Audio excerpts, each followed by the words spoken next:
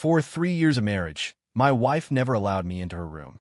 She said that when her white moonlight returned to the country, I would have to take 30 million yuan, get a divorce, and get lost. I abided by the agreement. Before leaving home, I made sure to smooth the bed sheets and set out the baby's burp cloths, then cancel my mobile phone number and completely vanish from the face of the earth.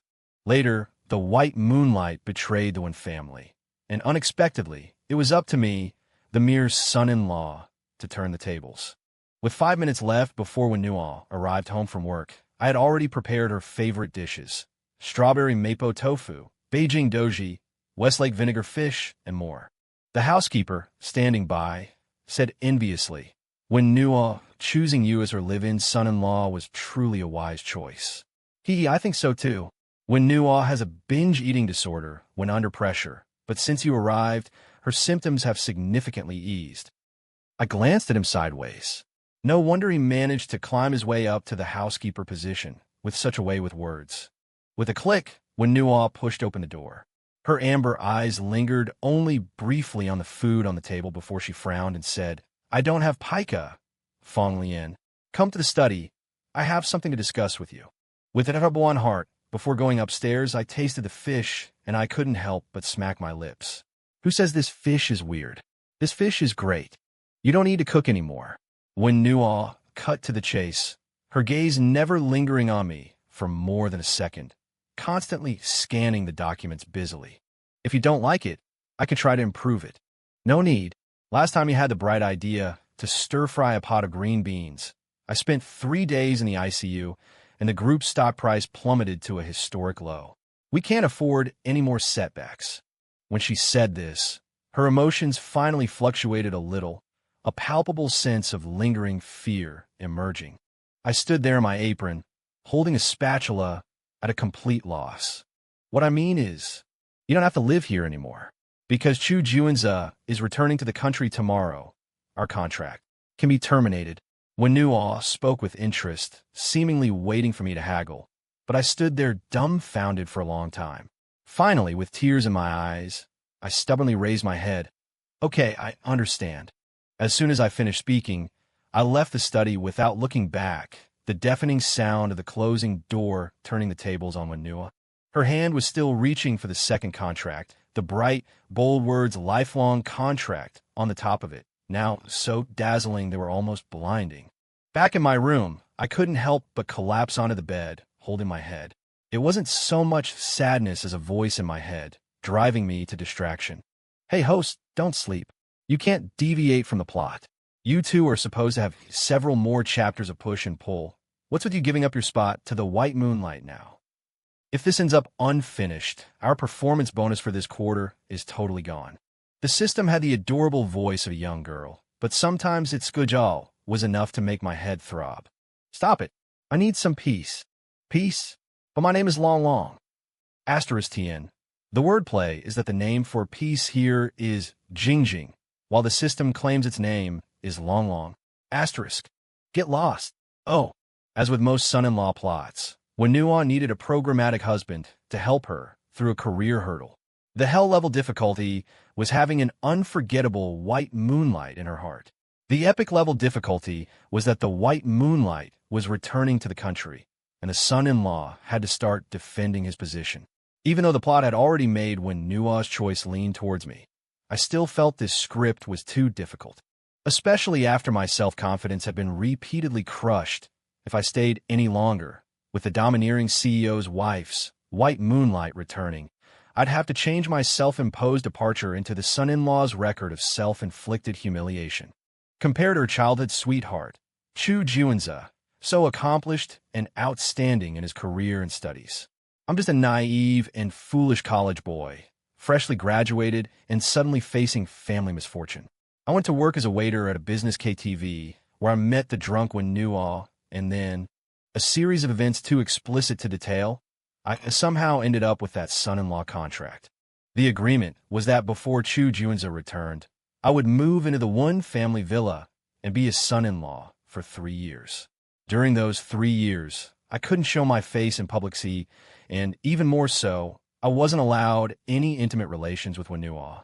But when there were occasions to attend, I had to be present unconditionally. I desperately needed a large sum of money to pay my mother's medical bills. No matter how harsh or humiliating the conditions, I could accept them. Moreover, the Wynn family was indeed good to me.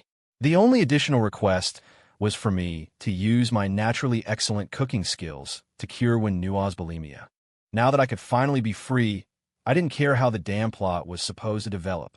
Anyway, when the system chose me as the protagonist, it never asked me if I was willing. Perhaps it's because of this godforsaken system that my mother fell seriously ill.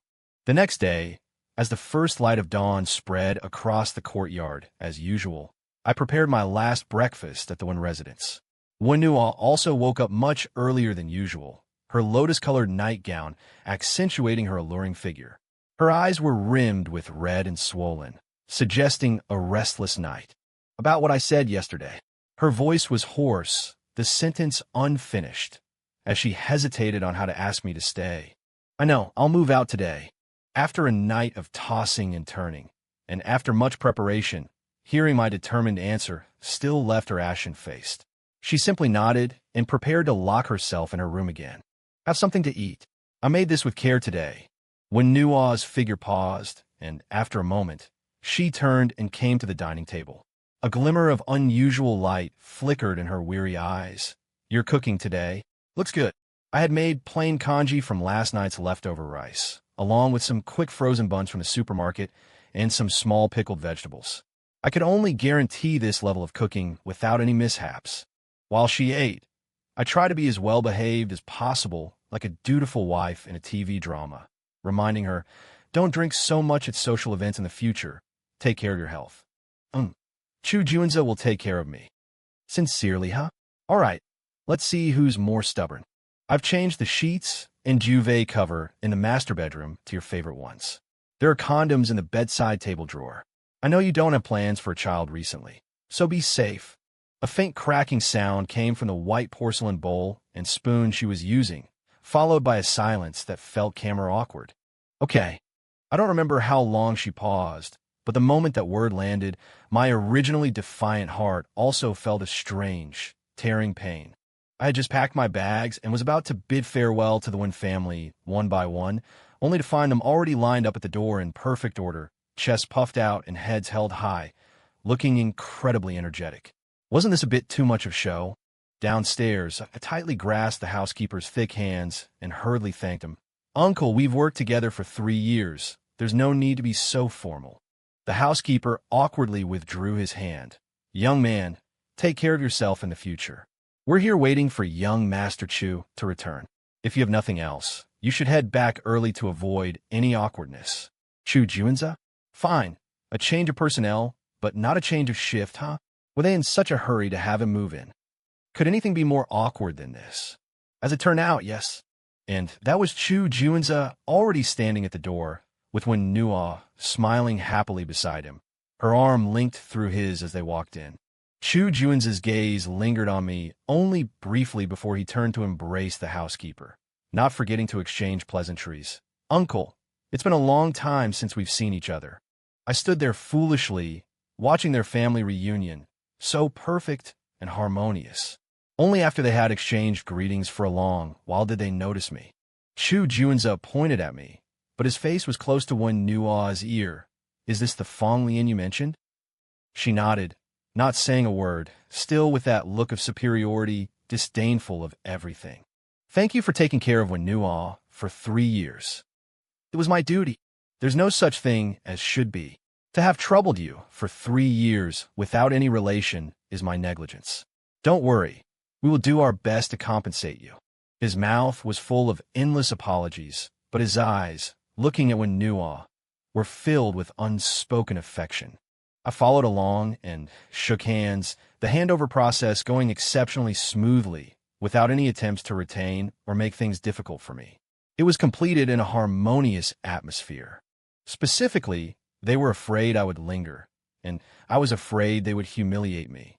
Back in my long-missed, run-down little room, I suddenly remembered something and quickly woke up the system. Long, help me check what Wynn Nua's current favorability rating towards me is. Now you care when it is too late? Shut up. Just check it. Huh. A gas from the system. And I knew I'd bet right. Before you left the one family, when Nua's favorability was only at 60%, but now it's soared to 80%. How did you do it? What can be controlled gives people a sense of security. But what is elusive can evoke the deepest desire to win. You mean you're advancing by retreating to complete the Gunlim mission as soon as possible? The system's intelligent, heavenly voice seemed to fall into thought. I said, speechless, not really. It's simply because I don't want the later plot to develop. According to the original text, Chu Juan's return accelerated my relationship with Wen Nua, and, at the same time, I became a target. In an act of revenge, I fell into a coma for several years. My already seriously ill mother, upon hearing the bad news, passed away soon after. Even if Wen Nua stayed by my side, and even if I woke up to a double harvest of love and career, is there anything more tragic in the world than wanting to care for your parents, but they're no longer around? To use my personal tragedy to fulfill the novel's grandeur and tragedy? Not only am I not great enough for that, I also want to rush out and beat up the author. Ordinary is true, and besides, the remaining 30 million hasn't been paid yet. How can my future be considered ordinary? At the thought of that huge sum arriving in my account this afternoon, the sorrow of unrequited love for Wen Nua was actually diluted a bit. The system keenly sensed the change in my mentality and couldn't help but to tell a sentence. No ambition. Cut, you're just a system, what do you know? After that, it disappeared. I don't know if it was sulking or completely withdrawing from my life. In short, for the sake of money, I can always forgive the world. It's just that the happy mood didn't last for many days. Seeing that the final payment was still not in, I got anxious. Originally, I thought that when family is so big and powerful, they wouldn't default on a son-in-law's payment, right? But not only did I not see the remaining money, they even stopped my credit card. This is what I deserve. Why stop it? I angrily wanted to go question Wen Nua, but was stopped downstairs. Mister, when specifically instructed that you are not allowed upstairs. Every time I came here before, they were all so deferential, but now they've turned into a bunch of sneering faces. A son-in-law kicked out of the family is probably the most looked down upon creature in the world. Just as I was fleeing the scene, thoroughly disgraced, I bumped into Chu Juanza. Seeing him now, dressed to the nines in a suit, I figured he must have landed some cushy position in the corporation. Logically speaking, Chu Juanza is now also a step up in the world, a son-in-law in a slightly better situation than me, right? Only he doesn't seem to realize it.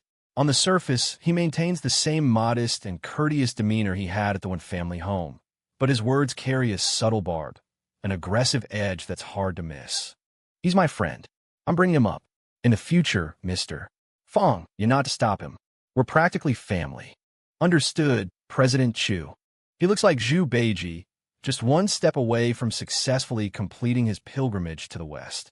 In the elevator, he finally probes, tentatively, "What business do you have with Wen Nua? The final payment I was promised hasn't been settled yet." Oh. After I tell him the truth, his seemingly relaxed expression hides a turbulent undercurrent, as if he's hatching some sort of scheme. "Don't bother Wen Nua with such a trivial matter. Come to my office, I'll take care of it for you. I don't care who pays, as long as I get the money." But when he hears the amount, over 20 million, his face instantly pales, followed by a surge of anger. Only his last shred of pathetic decency prevents him from exploding on the spot. "That much? Wen Nua was going to give you all that. Who else? I need to verify this with her. Go home and wait for news."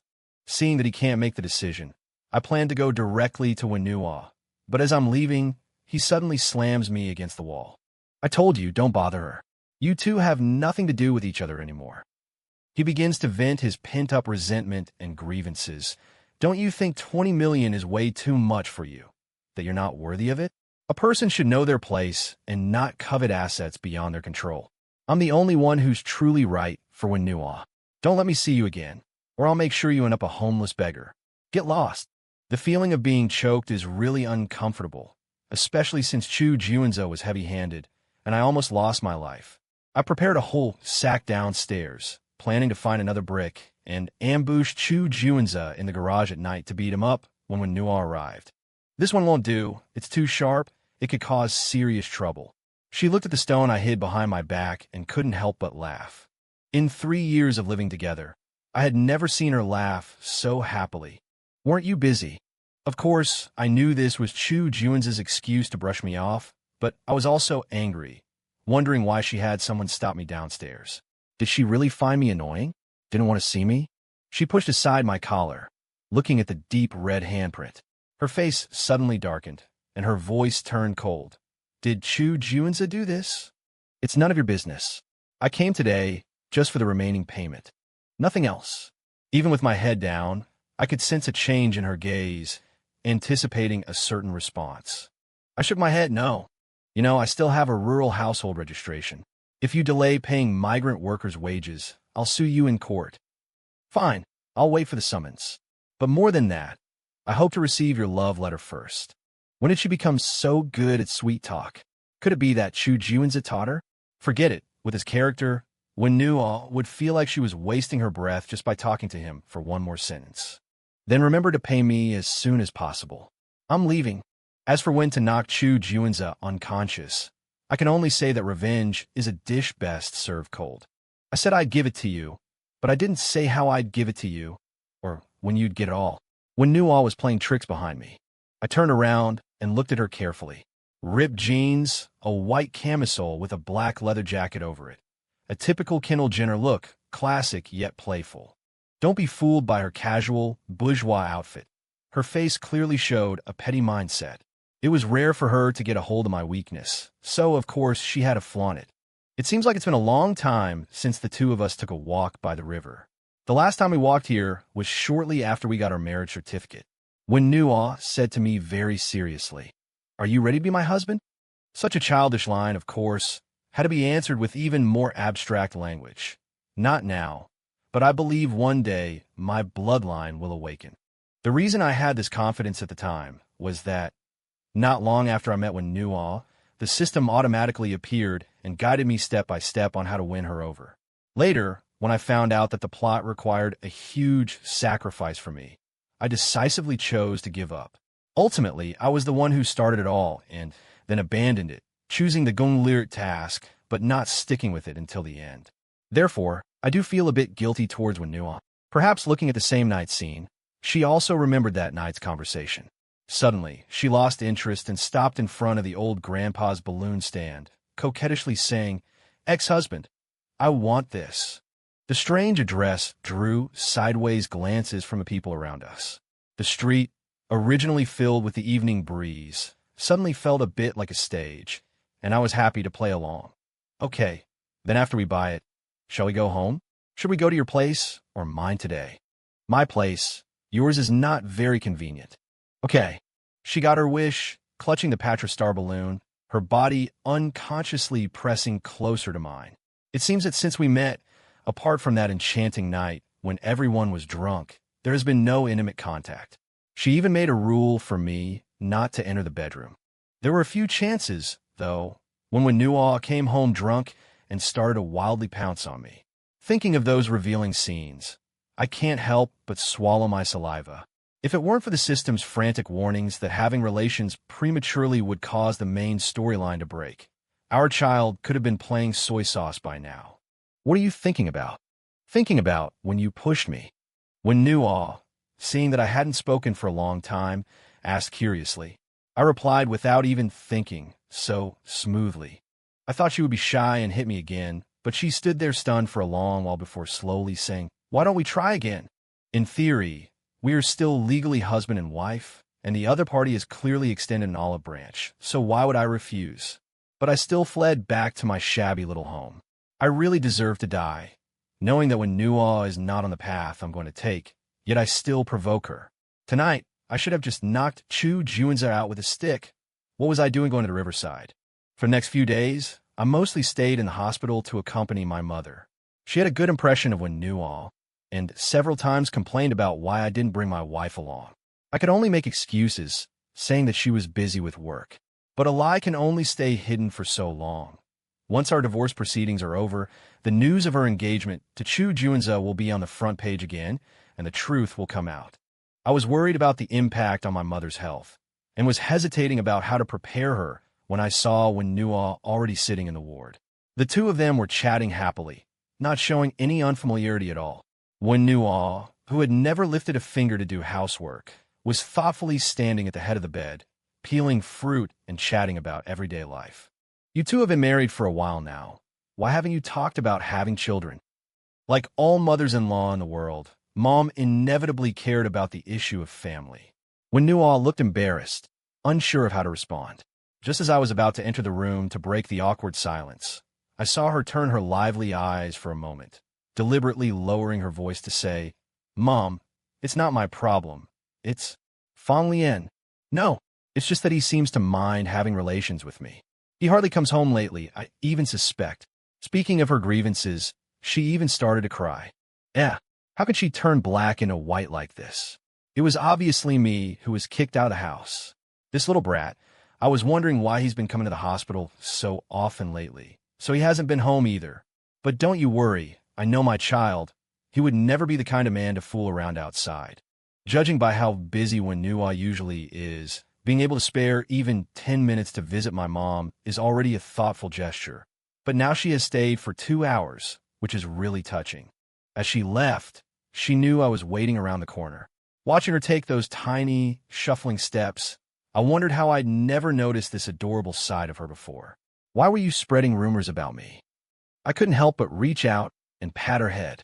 Though the words were questioning, my tone was much gentler. Is that a rumor? I don't know. Living together for so many years, we never.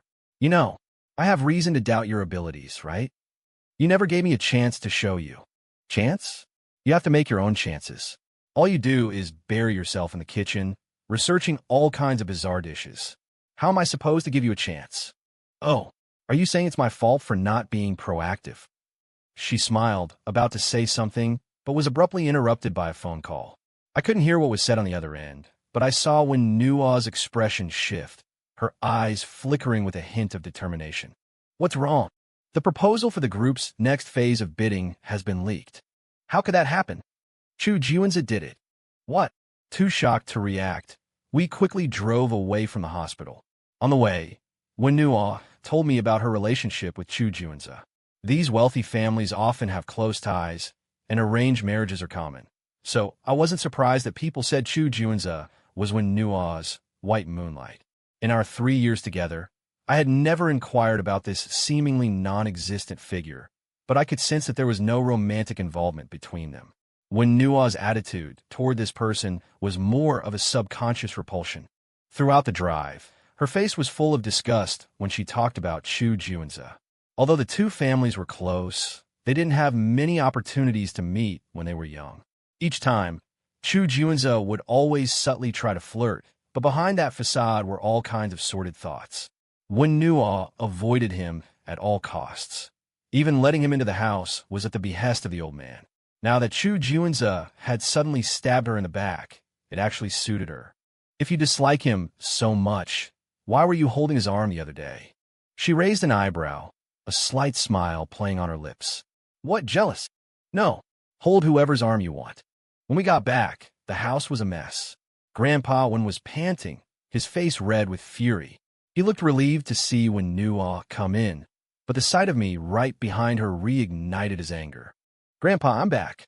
Wen Nuo surveyed the surroundings, nodded at Grandpa, and took on the air of the head of the household, reassuring everyone else. Why did you bring him back? Grandpa Wen ignored the urgent matter at hand and turned his motto on me. While I was with the one family before, Grandpa always tried to push me around. Fortunately, the night when Nuo and I got drunk and slept together was widely reported by the media. The one family had to admit that we were in a normal relationship, and we're already talking about marriage. Otherwise, given Grandpa's temper, he might have even arranged for someone to get rid of me secretly. In the past 3 years, I've avoided Grandpa as much as possible, but the situation is different now. I can't hide behind Wen Nuo forever. Grandpa, Wen Nuo and I haven't gone through the divorce proceedings yet. Technically, you're in my house right now. Seeing him blowing his beard and glaring, a sense of retaliatory pleasure came over me, and I couldn't help but cover my mouth and snicker. All right, the priority now is to deal with Chu Juanza. Grandpa, the access I gave him couldn't possibly reach the core documents. Did he come to you? At the mention of the business, Grandpa Wen looked heartbroken again, shedding a few tears of regret. I never thought that a child I watched grow up would turn out like this. Chu Juanza had secretly approached Grandpa Wan, repeatedly stating how much he liked Wen Nuo and how he wanted to achieve something to be worthy of the title of the Wan family son-in-law. With sweet words, he actually managed to fool Grandpa. Just as everyone was at a loss, Chu Juanza swaggered in, a smug look on his face. Grandpa Wan was so angry that his hands trembled. He pointed at Chu Juanza unsteadily, his lips quivering, but he couldn't speak for a long time. Chu Juanza scanned the room with a victor's smile, but when his gaze landed on me, his eyes suddenly turned sharp. The way he gritted his teeth, as if he wanted to crush them, was kind of cute. When Nuo composed, "What exactly do you want?" "It's very simple. I don't want to be a live-in son-in-law. I want you to beg me to marry you." Back when our Chu family was on the verge of bankruptcy, my father knelt outside your door all night, begging, but you all ignored him. If you hadn't turned a blind eye, how would our family have? It was obvious that Chu Juanza's hatred for the Wan family was hard to dissipate, and now he wanted to redouble his revenge on Wen Nuo. After venting his emotions, he still hadn't had enough, and pointed at me again. "Why are you still lingering in my house and not leaving?" Wen Nuo waved her hand to show that she didn't care, saying that she had a headache and wanted to go upstairs to rest for a while. I knew she had given up control, so I exchanged a glance with the butler, and the next second he was tied up on the sofa. We didn't insult or beat him, but instead started a warm hospitality mode. I haven't cooked for a long time, and my skills are a little rusty. First, I made a crab dish to open my appetite, then a garlic and green bean dish to pad my stomach. The task of feeding him mouthful by mouthful was forcefully taken over by old Master Wen. The grandfather and granddaughter seemed to have returned to the harmonious and loving times of their childhood. When I came upstairs, I saw Wen Nuo secretly eating the snacks she had hidden again. When the pressure was high, her bulimia would act up. Seeing me standing at the door, afraid of being nagged, she quickly hid the snacks in the drawer. A set of smooth and flowing movements made the food crumbs hanging on the corner of her mouth look a little cute. Did he cause a lot of trouble? After hesitating for a moment, Wen Nuo nodded and decided to tell the truth. Yes, if all the bidding documents are exposed, we won't have time to formulate new ones, but 60% of the group's funds are tied up in the project.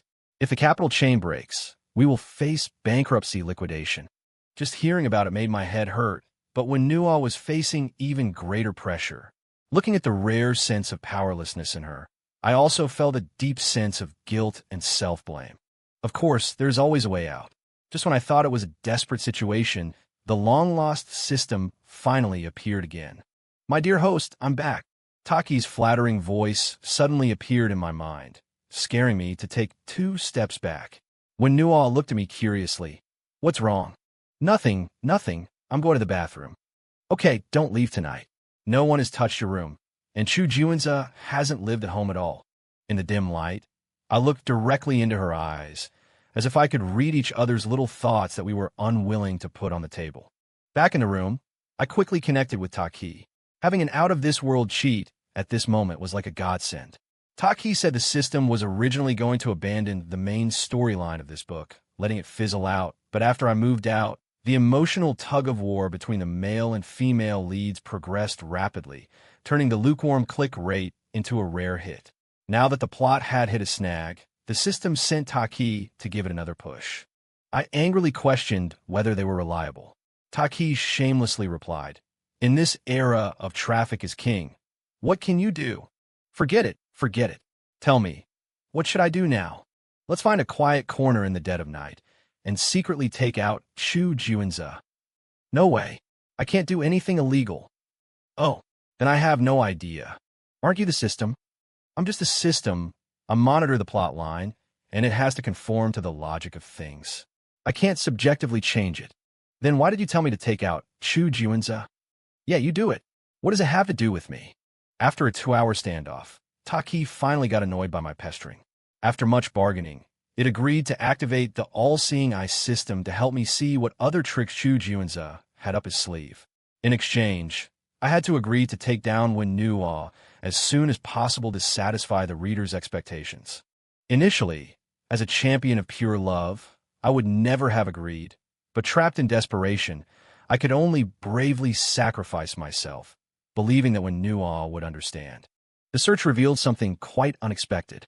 It turned out that Chu Juanza hadn't obtained the entire bidding document at all. He had merely expanded on some irrelevant excerpts and used them to bluff and blackmail the Wen family. Knowing the truth, I breathed a sigh of relief. But how to fully reveal the truth became another problem. At this moment, Taki suddenly spoke. Actually, this isn't difficult because that guy downstairs is about to crack. He's going to confess. A piercing scream shattered the quiet atmosphere. When Nuaw and I tacitly pushed open our doors, exchanged a glance, and then heard Chu Juanza downstairs wailing and begging, "Stop feeding me, stop. I'll tell you everything." Chu Juanza lay on the floor amidst a mess of food, looking like a stray dog. Old Master One, a man who wore his emotions on his face, now had the look of someone who had avenged a great grievance, seeming to have aged backwards by decades. The old man walked up to me and patted me on the shoulder with satisfaction. "I didn't realize you had a knack for this kind of torture. It's a skill, at least." I, on the other hand, felt a little lost, cradling the half-basin of raw marinated seafood, muttering to myself, "Is it really that bad?" As if in response to my self-pity, the little loaches in the basin wriggled with vitality. 2 drops of wasabi splashed into my mouth, making my nose run and my eyes water. "Are you telling the truth?" Really? When Nuaw's interrogation had already yielded initial results, but her cautious nature still led her to have someone investigate the relevant information. Finally, as dawn approached, it was confirmed that Chu Juanza was a typical blackmailer and had no bidding documents at all. Old Master One, enraged, ordered me to go to the kitchen and make a few more of my signature dishes. Only after Chu Juanza looked at him with a terrified and begging did he agree to let him off the hook. Little did I know, this act of mercy would be something I would deeply regret. Lockie kept yelling in the system, demanding that I make good on my promise tonight. Tonight, wouldn't it be too hasty? So what? I've already bragged that you two would definitely have some unbroadcastable content tonight. Bro, you wouldn't make me lose face, right? I knew it. Short mouths eat people. Short hands take people. Under Lockie's repeated urging, I stumbled around for half an hour and still hadn't left the room when the wooden door was suddenly pushed open from the outside. Immediately after, a soft body stumbled into my arms, the familiar scent of sweet osmanthus filling my hair. Tonight, let's not miss each other again, okay?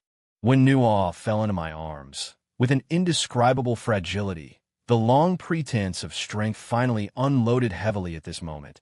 Her almost crazy demands and passion forced me breathless. The breathlessness here is physical.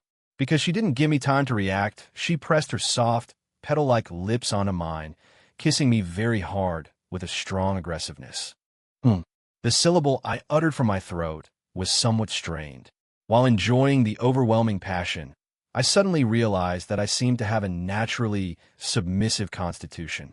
This feeling was too enjoyable. Lockie, close your eyes first. I knew what was coming next might be a bit R-rated, but who knew the other party seemed to lick their lips in the void and hurriedly told me, "Don't worry about me, just do your best now. Whether this book can top the charts tonight depends entirely on your performance. You're using me to boost your stats? It's just an equal exchange. Forget it. Live broadcast is live broadcast. It's not like it's images anyway, and it's not of this world anyway."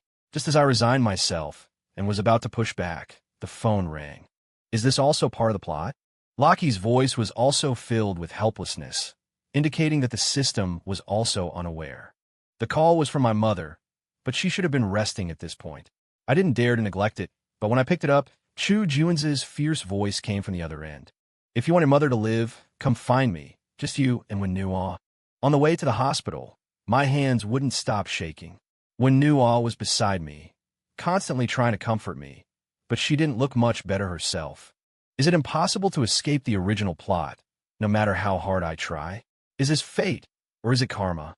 If everything is predestined, then isn't my mother in grave danger? This uneasy speculation made me anxious, and Long Long's tone became serious and earnest. "Host, your emotions are overloaded right now. It's not suitable to continue the main quest." But that's my mom. The system may not understand the importance of family ties among humans, but it knows what must be done, so it didn't say anything further to stop me, and continued to fall into a dead silence. By the time we arrived on the rooftop, Chu Juanza had already tied himself and my mother together with a hemp rope as thick as a wrist. He held one end of the knot, and the other end was tied to an iron pillar on the rooftop. It looked safe, but in reality, life and death were in his hands. We had already called the police before coming. The priority now was to stabilize his emotions. It's just that I've never seen anyone so deranged. His determination to perish together was resolute. I had no doubt that, with the slightest provocation, he would jump off with my mother. Wen Nuo, Fong Lian, you two are finally here. Chu Juanza, what exactly do you want? I don't want anything. I just want revenge. What else can I do now? Huh? What else can I do? Everything you two are enjoying now should belong to me. If we're going to die today, we'll all die together. Completely unreasonable, with no terms for negotiation. Fong Lian, come here, and I'll let your mother go. Wen Nuo and my mother were both crying and shouting for me not to go over, but what choice did I have now? As I got closer and closer, Chu Juanza suddenly took out a folding knife from his pocket. Before anyone else noticed, Long Long exclaimed, "Host, be careful. He has a knife." During the struggle, Chu Juanza was stabbed through the heart with a dagger, and I was unfortunately cut in a vital place, losing too much blood and falling into a coma. My body was sent to the ICU, but my soul actually arrived at the system. It turned out that Long Long wasn't in the form of a child, but a ball of light, and in this huge space, there were many other balls of light. Long Long told me that all hosts, after failing their missions, would turn into balls of light. If I lost my vital signs in the real world, I would also become one of them. So that means I'm trapped here now? Yes. While waiting for the results of the emergency treatment, I didn't feel bored at all because I could reach out and touch any ball of light to freely browse the information inside. With a light touch, I could instantly know the entire content of other stories. Wow, if I had this ability in school, I would have been success. In just one day, I gained profound knowledge in many fields such as philosophy, economics, and medicine, and I also learned about the lives of many people. My personality could not help becoming more composed. But when I touched the next ball of light, I was still deeply shocked, because what was recorded on it was Wen Nuo's story, or rather, her mission. Our systems awakened on the same day, and our mission was to conquer each other. Looking at it this way, recalling the back and forth between us, it always seemed like there was a mysterious, powerful force making our distance fluctuate. Wen Nuo, at first, like me, was only trying to complete the mission, so that night, she simply went along with it. As for the public opinion campaign the next day, getting married and so on, all of it was arranged by Wen Nuo. It seemed she actively took steps to conquer me. Seeing that there was no significant progress, she became anxious, and she took the initiative to lure Chu Juanza back to the country, leading to the current tragedy. No, not yet. It's not a tragedy yet. When Yu opened her eyes, the white light was a little dazzling, but at least a pungent smell of disinfectant in the hospital corridor told her that she had returned to the real world. Awake! Wen Nuo had been guarding by her side, and breathed a sigh of relief when she saw her slowly waking up. Your relieved look, are you happy to see me alive, or do you think the mission can be completed smoothly? The look of shock in her eyes satisfied me. At least in the 3 years we've known each other, this was the first time I'd seen her look so flustered. Yep. She looked at me, hesitant to speak. I smiled and said, "From now on, I have a mission too." "What mission?" "Cooking for you." "Oh my God, no.